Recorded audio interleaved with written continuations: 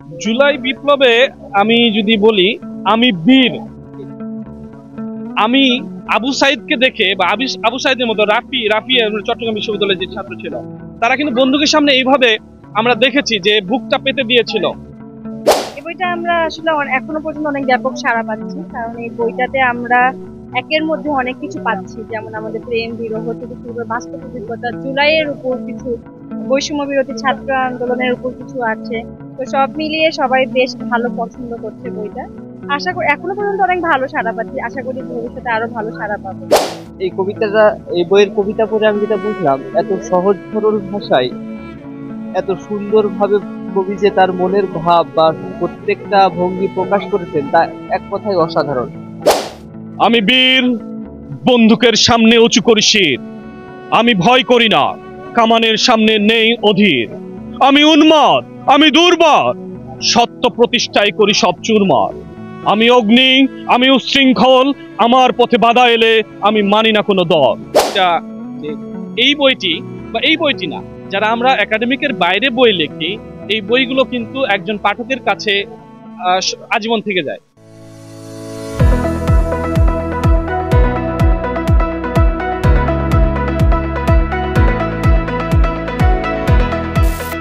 আসসালামু আলাইকুম দর্শক, আশা করি সকলে ভালো এবং সুস্থ আছেন। আমি রাফি চলে আসছি অমর একুশে বই মেলায়। বই মেলাতে অনেক স্টল থাকে, আমরা প্রত্যেকটা হয়তো ভিজিট করে দেখাতে পারবো না। তার মধ্যে বর্তমানে অবস্থান করছি আমরা দাড়িগোমা প্রকাশনীতে। এখানে আমার একজন পরিচিত বলে একদম কাছের স্যার, যার মানে ব্যক্তিত্ব হিসেবে বলতে গেলে অসাধারণ, কিছু বলার ভাষা নেই। তার একটি বই এবছর প্রকাশ হয়েছে, যে নিরীক্ষণ। জি, নাহিদ রানা স্যারের নাম। স্যারের ব্যক্তিগত জীবন এবং স্যারের সম্পর্কে একটু কথা বলবো আমরা। আসসালামু আলাইকুম। ওয়ালাইকুম আসসালাম। কেমন আছেন? আলহামদুলিল্লাহ, আল্লাহর অশেষ রহমতে অনেক ভালো আছে। গত বছর আপনার একটি জি, গত বছর ইংরেজি কাব্যগ্রন্থ ছিল ড্রিমস আনলিস্ট হ্যাপিনেস ব্লুমস। আমরা নিতে পারি না। যাই হোক, এবার আমরা সময় মতো চলে এসেছি এবং বইটি এই ড্রিমস আনলিস্ট হ্যাপিনেস ব্লুমস এই কাব্যগ্রন্থের জন্য তোমরা ইতিমধ্যে জেনেছো যে একটা ভারত থেকে মাদার তেরেসা পুরস্কার পাওয়ার সুযোগ হয়েছে। আমি জানিছি যে দেশের বাইরেও বিক্রি হচ্ছে। হ্যাঁ, দেশের বাইরেও বিক্রি হচ্ছে, amazon.com, ফ্লিপকার্ট, নশন প্রেস এগুলোতে পাওয়া যাচ্ছে। আমার জানার মধ্যে প্রথমত দেশের বাইরেই বিক্রি হয়েছিল। বাংলাদেশে প্রথম এটা দেশের বাইরে বলতে ইন্ডিয়া থেকে প্রকাশিত হয়েছিল, বাংলাদেশে অমর একুশে বই মেলায় আসে। আপনি মূলত ব্যক্তিগত জীবনে একজন শিক্ষক, তাই না? যে আমাদেরও শিক্ষক শিক্ষা দেন, বিশেষ করে শিক্ষকরা সাধারণত পাঠ্য বই যে থাকে সরকারি, সেগুলোর প্রতি একটু আগ্রহ থাকে। বাট আপনার এই ধরনের আদার সাইডের বইদের প্রতি আগ্রহ কিভাবে, বা লেখার প্রতি কি? আসলে একাডেমিক যদি বইগুলোর কথা বলি, সেটি কিন্তু একটি নির্দিষ্ট ক্লাসের জন্য। তো একটা স্টুডেন্ট যখন একটা একাডেমিক বই পড়ে, সে নির্দিষ্ট ক্লাসের জন্য পড়ে, এই নির্দিষ্ট ক্লাস শেষ হয়ে গেলে সেই বইটার প্রতি সে আর আগ্রহ থাকে না। কিন্তু এই যে কবিতা কিন্তু সবার জন্য না, কবিতা তাদের জন্য যারা কবিতা বুঝে। আর কবিতা বুঝতে হলে এখানে অ্যাটেনশন দিতে হয়। তো সেক্ষেত্রে আর একটা জিনিস যেটা প্রশ্ন করেছিলেন আপনি, সেটা এই বইটি না, যারা আমরা একাডেমিকের বাইরে বই লিখি, এই বইগুলো কিন্তু একজন পাঠকের কাছে আজীবন থেকে যায় যদি আমরা সংগ্রহ করে রাখি। সেই ক্ষেত্রে কখনো যেমন কবিতাগুলোর ভিতরে বিভিন্ন ধরনের কথাবার্তা থাকে, দিক নির্দেশনা থাকে, অনেক শিক্ষণীয় অনেক কিছুই থাকে। সেই ক্ষেত্রে আমরা এই বইগুলো মানে ওই কনসেপ্টটা নিয়ে কিন্তু বইগুলো লেখা। যেমন প্রথম আমার প্রকাশিত হয়েছিল ইংরেজি কাব্যগ্রন্থ ড্রিমস আনলিস্ট হ্যাপিনেস ব্লুমস। অনেকের প্রত্যাশা ছিল যে সেই বইটাকে আমি অনুবাদ করি, কিন্তু আবার কিছু কিছু ব্যক্তি বলেছিল, বা কিছু আমার যে শুভাকাঙ্ক্ষী আছে তারা বলেছিলেন যে নতুন বই কিন্তু বাংলা হবে। তো সেই সুবাদে বাংলা বইটি কিন্তু রচনা করা। তো এখানে সমসাময়িক বিষয়গুলো, প্রেম, ভালোবাসা, বিরহ, সামাজিক নৈতিক মূল্যবোধ গুলো কিন্তু তুলে ধরা হয়েছে। বাস্তব জীবন নিয়ে কিন্তু তুলে ধরা, মানুষ আগ্রহ পায়। হ্যাঁ। এই লেখার প্রতি আগ্রহটা কি? লেখার প্রতি আগ্রহ এটা অনেক আগে থেকেই ছিল, কিন্তু এই অমর একুশে বই মেলায় কিভাবে বইটা পাবলিশ করতে হয় এটা কিন্তু দীর্ঘদিন আমার জানার মধ্যে ছিল না। তো এটা তারপরও আর লেখালেখি শুরু হয়েছিল। বিশেষ করে করোনাকালীন সময় অনেক বারবার একটা কথাই চিন্তা করতাম, ঘরে বসে বসে কি করব। তো এই ক্ষেত্রে আমরা কিন্তু সময়টাকে কাজে লাগাতে পারি। তো এই কাজে লাগার ক্ষেত্রে চেষ্টা করেছি বিভিন্ন ধরনের লেখার জন্য। অনেকগুলোই মনের মতো হয়েছে, অনেক কিছুই মনের মতো হয়নি। তো সবকিছু মিলিয়ে আমার কিন্তু ইংরেজি কাব্যগ্রন্থ প্রথম সেটাই লেখা হয়েছিল, এবং সেটা লেখার পরে হয়তোবা ইতিমধ্যে জানা হয়েছে যে 2টা ইংরেজি আর্টিকেল লেখার সুযোগ হয়েছে, যেগুলো বাংলাদেশের বাইরে আন্তর্জাতিক পর্যায়ে, যেমন আমেরিকান জার্নালে দুইটা প্রকাশিত হয়েছে। ঠিক আছে, সো এই লেখার চিন্তা ভাবনাটা আমার চিন্তা ভাবনা হয়েছে যে আমার মনের ভিতর যেই কথাগুলো আছে এগুলোর বহিঃপ্রকাশ আমি কয়টা মানুষকে যাই বুঝাতে পারবো। কিন্তু আমার এই বইয়ের মধ্যে যদি আমি এগুলো লিপিবদ্ধ করে দেই, তারা যদি এই বইটা কালেক্ট করে সংগ্রহ করে, সেক্ষেত্রে তারা কিন্তু আমার মনের কথাগুলো বুঝবে এবং সে অনুযায়ী তাদের যদি শিক্ষণীয় কিছু থাকে তাহলে অবশ্যই সেখান থেকে শিক্ষা গ্রহণ করে নিজেদের জীবনে প্রয়োগ করার চেষ্টা করবে। আর আমি সব সময় চেষ্টা করেছি জীবনে ইউনিক কিছু করার, সেই ক্ষেত্রে এই লেখার চিন্তা ভাবনা। এই যে বইটি দেখছি আমরা, আত্মনিরীক্ষণ, এইটা নেওয়ার পিছনে দর্শক বা যে পাঠক যারা আছে তারা আসলে কিভাবে নিতে পারে, কি জেনে নিতে পারে, যে আমরা পড়লে কি পাবো বা কি, এটা এখানে আমি বইয়ের যে ভূমিকায় বা বইয়ের যে বিষয়বস্তুটা লেখা হয়েছে এটা কি পড়ে শোনালে হয়তো বা পাঠক আরো সুন্দর করে বুঝতে পারবে। এই কাব্যগ্রন্থটি জীবনের বহুমাত্রিক অভিজ্ঞতা ও অনুভূতির প্রতিচ্ছবি। কবিতাগুলোর মধ্যে প্রেম, বিরহ, প্রতিবাদ, ন্যায় বিচার, নৈতিকতা, সামাজিক বৈষম্য এবং জীবনের গভীর দুঃখ সুখের স্পন্দন ফুটে উঠেছে। গভীর দুঃখ এখানে রয়েছে মানবতার জয়গান, তরুণদের প্রতি আহ্বান, স্বৈরাচারের বিরুদ্ধে রুখে দাঁড়ানোর উদ্দীপনা, শহীদদের প্রতি শ্রদ্ধা এবং একটি উন্নত বাংলাদেশের স্বপ্ন। একদিকে প্রেমের গভীরতা ও স্মৃতিময়তা যেমন হৃদয় ছুঁয়ে যায়, তেমনি অন্যদিকে সম্পর্কের সৌন্দর্য এবং জীবনের মেলবন্ধনের সুরও কাব্যগ্রন্থটিকে সমৃদ্ধ করেছে। সমাজের সমস্যা, ভার্চুয়াল জীবনের প্রভাব, অভাব, অধ্যবসায় এবং নারীর মহিমা তুলে ধরে একটি পাঠককে এক নতুন ভাবনায় নিমজ্জিত করে। এই কাব্যগ্রন্থটি প্রেম, দেশপ্রেম, মানবিকতা এবং প্রতিবাদের এক অসামান্য মিশ্রণ, যা পাঠকের মননে গভীর ছাপ ফেলতে সক্ষম। সবচেয়ে মজার বিষয় হলো এখানে যে প্রেম বিরহর কথা বলা হচ্ছে, এর পাশাপাশি সমসাময়িক বিষয়গুলো, একটি নতুন বাংলাদেশ কিভাবে গড়া যায় সেই কথাগুলো কিন্তু তুলে ধরা হয়েছে। যেমন এখানে বিদ্রোহের মশাল, বিদ্রোহী একটা কবিতা লেখা হয়েছে আমাদের জুলাই বিপ্লবকে উদ্দেশ্য করে, 2024 সালে যেটা।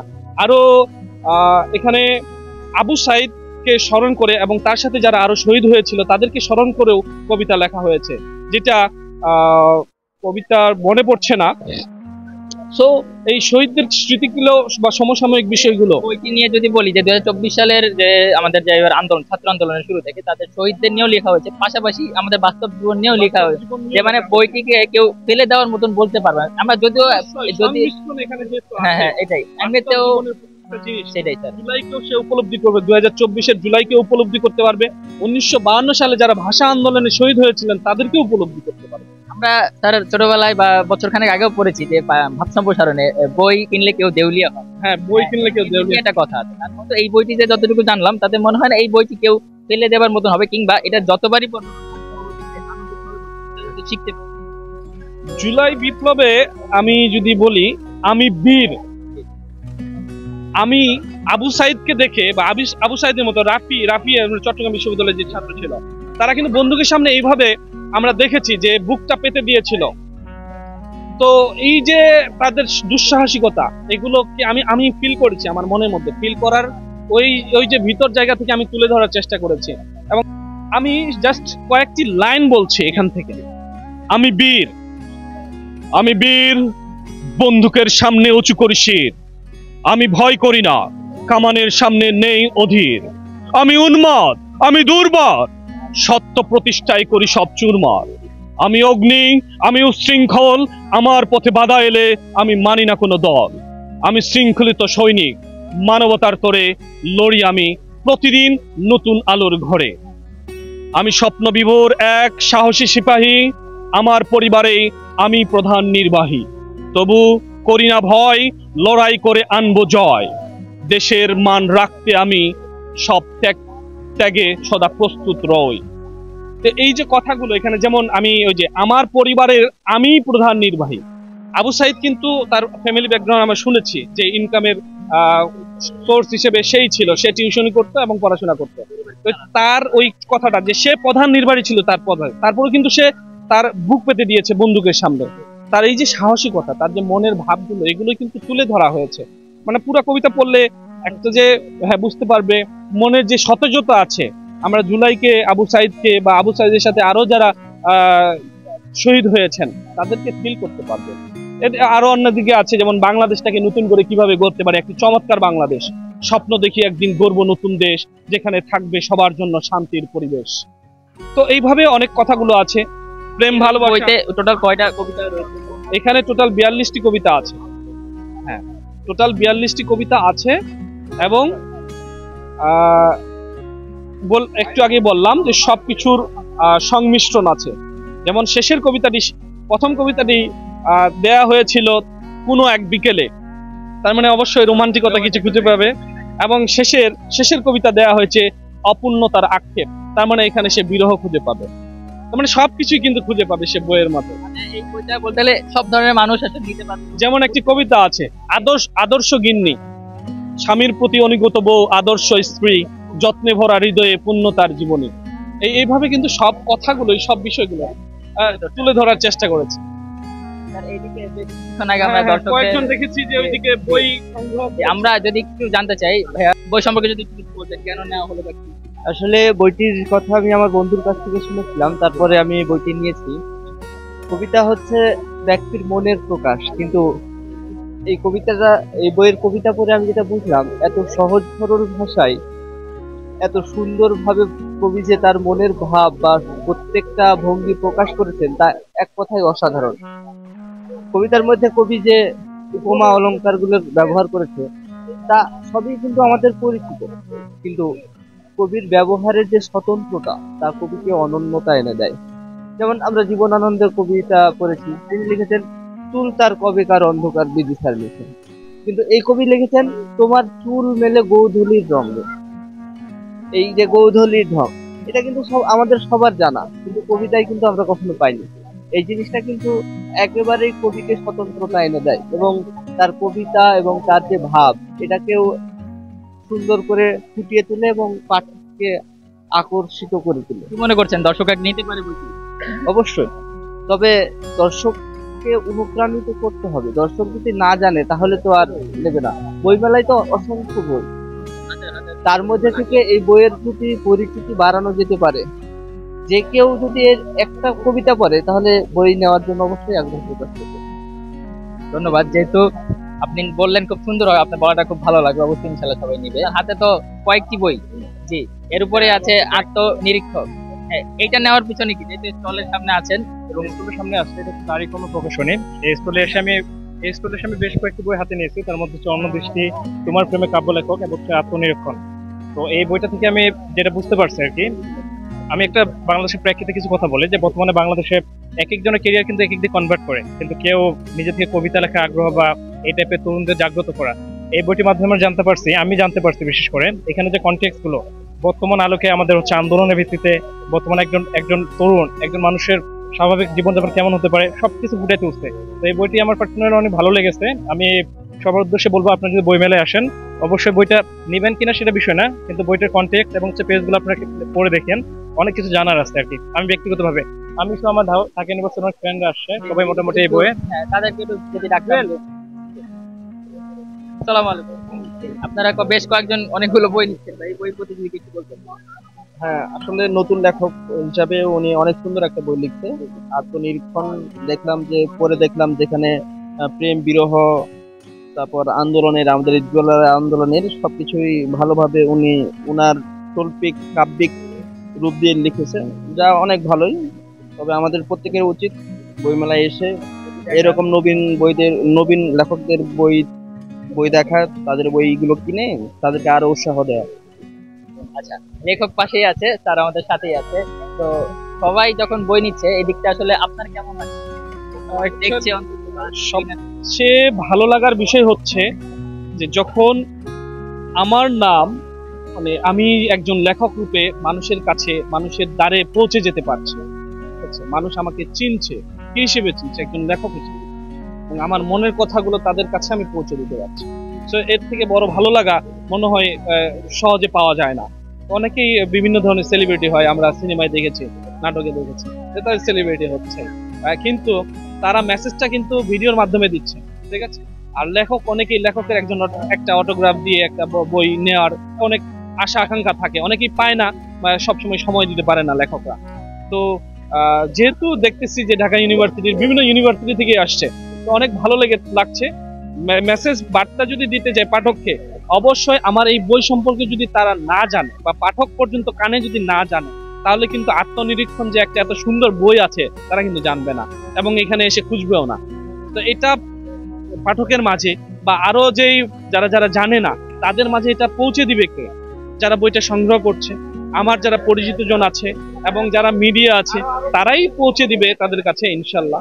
এবং আমার পক্ষ থেকে আমিও দাওয়াত দিব যে বইটা কেনার জন্য না হলেও এখানে একবার এসে যদি দেখে যায়, দাড়িকমা প্রকাশনী 365 এবং 66 নাম্বার স্টল, অমর একুশে বইমেলা 2025-এ কয়েকটা পাতা উল্টাবে, শুধু কনটেক্সট না, কয়েকটা পাতা উল্টাবে, পারলে দু একটা লাইন করে শুধু দেখবে এবং ভালো লাগলে তখনই সংগ্রহ করবে, এর আগে দরকার নেই। ঠিক আছে?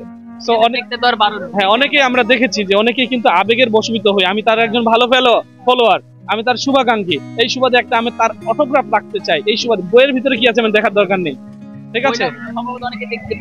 পরেও না, ছুঁয়েও না, নিয়ে রেখে দেয়।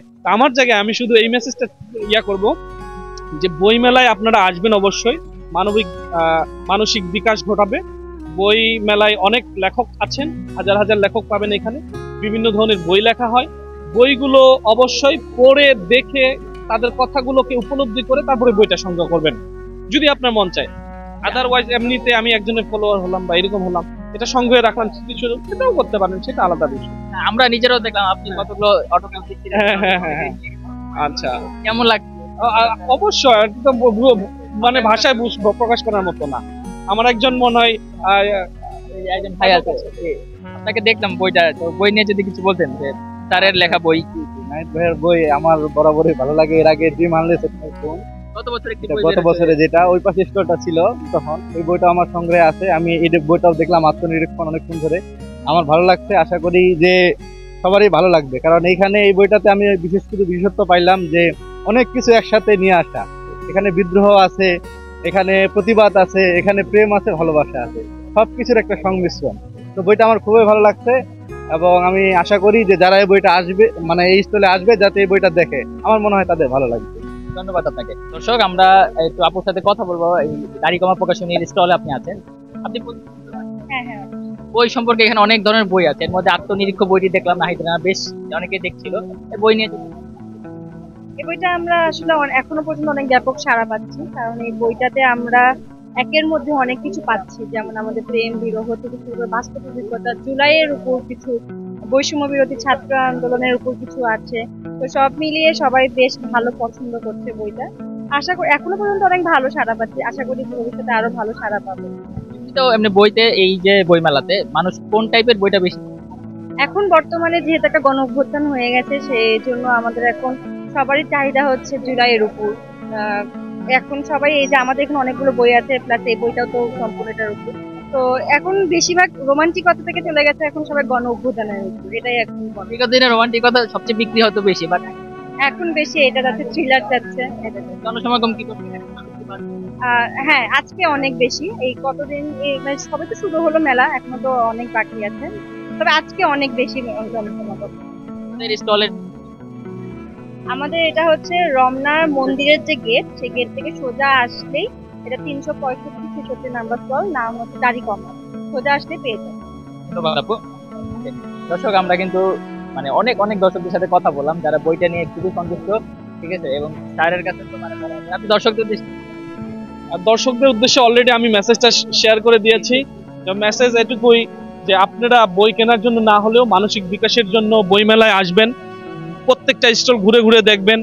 আপনার ইন্ডিভিজুয়াল যদি কোনো পরিচিত লেখক থাকে তার বইটা বেশি করে দেখবেন অবশ্যই, কিন্তু বই কেনার আগে অবশ্যই বইয়ের ভিতরের মেসেজগুলো দেখে নেবেন, কারণ এখান থেকে শিক্ষণীয়। আমরা বই কিনি শেখার জন্য, এখান থেকে নতুন নতুন শব্দ পাবো, আমরা নতুন নতুন তথ্য পাবো, লেখকের মনের ভাব প্রকাশটা পাবো, শেখার কোনো কিছু হলে নিজের জীবনে যদি প্রয়োগ করার মতো হয় সেটা পাবো। তো লেখকের উদ্দেশ্যে শুধু এটুকুই বলার, বই মেলায় আসুন, বইগুলো পড়ুন, ভিতরে কথাগুলোকে উপলব্ধি করুন, তারপরেই সংগ্রহ করুন। গত বছরে যে বইটি ছিল এখন কি সেটি পাওয়া যায়? হ্যাঁ, এখন সেটি পাওয়া যায়। সেটি অনলাইনে যদি কেউ সংগ্রহ করতে চায় দূর দূরান্ত থেকে, তো সেক্ষেত্রে রকমারি.com-এ পাবে। আর দেশের বাইরে যারা আছে তারা Amazon.com, নশন প্রেস, ফ্লিপকার্ট এই অনলাইন প্ল্যাটফর্মগুলোতে পাবে। আর যদি অমর একুশে বই মেলায় আসতে চাই তাহলে 504 নাম্বার স্টল কণ্ঠস্বর প্রকাশনীতে যেতে হবে। অমর একুশে 504 নাম্বার স্টল। এই মুহূর্তে যদি কেউ নিতে চায়, এই মুহূর্তে যদি কেউ চায়, তাহলে 504 নাম্বার স্টলে তাকে কণ্ঠস্বর প্রকাশনীতে যেতে হবে। এখনো আছে, ঠিক আছে। ইনশাআল্লাহ এটা আরো পরবর্তীতেও থাকবে, কারণ সেখানে যে মেসেজ গুলো দেওয়া হয়েছে, এখানে ফ্যামিলি রিলেভেন্ট কথা অনেকগুলো আছে, প্রেম ভালোবাসা সেটাও কিন্তু সেখানে কেউ উপলব্ধি করেছে, কারো মাধ্যমে জানা হয়েছে বিধায় কিন্তু ওই আমার বললাম একটু মানে প্রথম শুরুতেই বলেছি যে ভারত থেকে মাদার তেরেসা পুরস্কার পাওয়ার সুযোগ হয়েছে। ইনশাআল্লাহ। যদি এই বইটি বলতে কি মানে অনেক মানুষ আছে সময়ের একটা ব্যাপার থাকে, গল্প বা উপন্যাস গুলো পড়তে সময় লাগে, আর কবিতার ক্ষেত্রে কবিতার বইগুলো মানুষ পছন্দ করে, নিজের বাস্তব জন্য তুলে ধরা। সময় নিয়ে এখন সবাই কম সময়ের মধ্যে কিছু চায়। দেখলাম তো অনেক সহজেই নিজের জীবন সম্পর্কে এবং 2024 সালে যে জুলাই আবু সাইদ সেই সম্পর্কে কিন্তু জানতে পারবে অবশ্যই।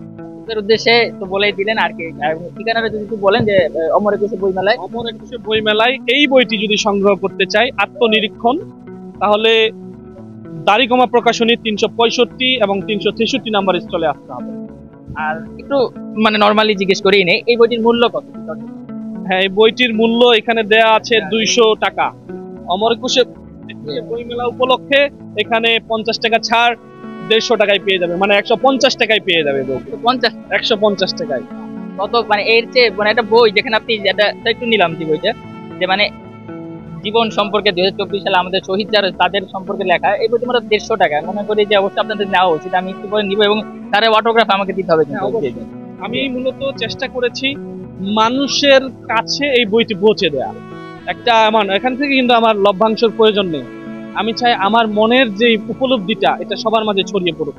এবং ইতিমধ্যে মানুষ অনেকেই জেনেছে যে আমার মধ্যে সবসময় ইতিবাচকতা কাজ করে, আমি নেতিবাচকতা পছন্দ করি না, ঝগড়া কলহ এগুলো পছন্দ করি না, সবসময় আমার কাছ থেকে পজিটিভটাই মানুষ পেয়ে থাকে। তো সেই জায়গায় আমি এটা জাস্ট মানুষের দ্বারে পৌঁছে দেওয়ার জন্যই এই অল্প মূল্য রাখা হয়েছে, এটার জন্য আর কি। দর্শক, আমরা ভিডিওর একদম শেষ প্রান্তে চলে আসছি, এখন আমরা তারের কিছু বই নিব এবং অটোগ্রাফ নেওয়া হবে তারের কাছ থেকে, এবং যারা দর্শক বাকি যারা আছেন বই নিয়েছেন তারাও কিন্তু তারের কাছ থেকে অটোগ্রাফ গুলো সংগ্রহ করবে। সবাই ভালো থাকবেন, সুস্থ থাকবেন এবং অবশ্যই তাদেরকে দাওয়াত পেলো ইনশাআল্লাহ আসবে, বইগুলো পড়বে, একটু দেখে নিবেন। অবশ্যই আমার মনে হয় যে বই একদমই যে না জেনে নেওয়া একদম উচিত। অনেক সময় হয় কি একটা বইয়ের উপরে মলার দেখে নিয়ে নেওয়া হয় বা এটা সৌন্দর্য দেখে না, ভিতরে পড়া হয় না। এটা অবশ্যই একটু পড়ে সময় নিয়ে, কারণ এখানে তো কেউই আপনাকে ডিস্টার্ব করবে না বা নিষেধ করবে না, জেনে শুনে বইটা নেওয়া উচিত, এই বই হোক সেটা। মেসেজ হচ্ছে আমার বইয়ের ভিতরে যে কবিতাগুলো আছে এই কবিতার সাথে নামকরণের কতটুকু সার্থকতা আছে। এক হচ্ছে কবিতার ফিডব্যাক, যারা যারা সংগ্রহ করবে কবিতার ফিডব্যাক একটা দিবে। দ্বিতীয়ত কবিতার সাথে নামকরণের সার্থকতা কতটুকু সফল হয়েছে বা কতটুকু সার্থক হয়েছে, এটা আমি পাঠকের কাছ থেকে পেতে আগ্রহী আর কি, আগ্রহী। তো দর্শক, সবাই ভালো থাকবেন, সুস্থ থাকবেন এবং সবাইকেই যে দাড়িকমা প্রকাশনী সেই দাড়িকমা আসার দাওয়াত রইল আজকে ইনশাআল্লাহ, এবং আত্মনিরীক্ষণ বইটি একটিবারের জন্য হলো দেখে যাবেন ইনশাআল্লাহ। তো ভালো থাকবেন, সুস্থ থাকবেন, আল্লাহ হাফেজ।